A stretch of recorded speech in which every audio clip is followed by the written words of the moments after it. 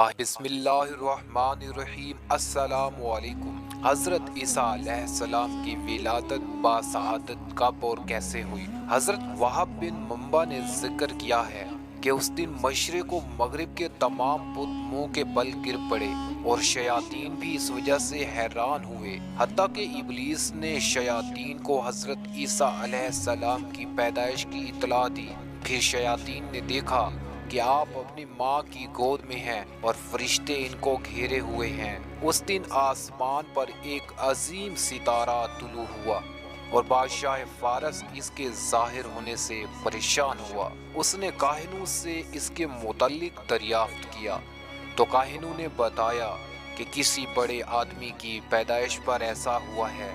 اس نے اپنے قاصدوں کو سونا، پرفیوم اور لبان صنوبر اس جیسے تحائف کے ساتھ بھیجا۔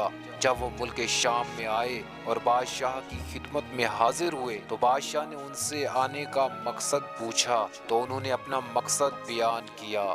تو بادشاہ نے اس بات کی تصدیق کی۔ اس نے ستارے کے طلوع کے وقت کے متعلق سوال کیا تو انہوں نے وہی وقت بتایا جس وقت حضرت عیسیٰ علیہ السلام پیدا ہوئے تھے۔ اب ان کا معاملہ مشہور ہو گیا کیونکہ انہوں نے ماں کی گود میں کلام کیا تھا۔ بادشاہ نے تحائف سمیت ان کو حضرت عیسیٰ علیہ السلام کے پاس روانہ کیا اور ان کے ساتھ کچھ واقف کار لوگوں کو بھی بھیجا تاکہ واپسی پر وہ انہیں قتل کر دیں۔ جب وہ حضرت عیسیٰ علیہ السلام کے پاس تحفے لے کر واپس ہوئے تو آپ کی والدہ محترمہ کو کسی نے بتایا کہ شام کے بادشاہ کے قاصد حضرت عیسیٰ علیہ السلام کو قتل کرنے آئے تھے۔ تو انہوں نے آپ کو اٹھایا اور ملک مصر میں لے آئیں اور وہاں رہائش پذیر ہو گئیں، یہاں تک کہ آپ 12 برس کے ہو گئے۔ بچپن میں ہی آپ کی کرامات اور معجزات ظاہر ہونے